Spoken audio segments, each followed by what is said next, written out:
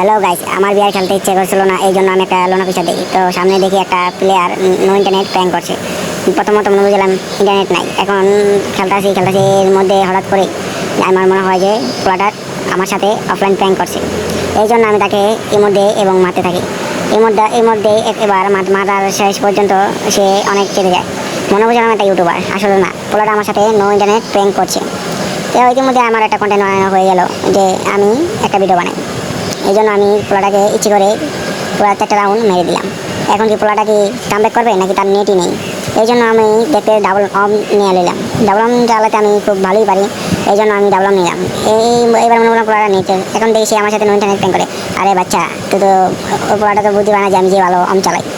এই জন্য প্রথমে একটা টোকা মারলাম, দ্বিতীয়টা টোকা মারলাম, শেষ। এর সাথে সাথে আমাদের হয়ে গেলো ভুইয়া। আর আশা করি গাইস এটুকুই।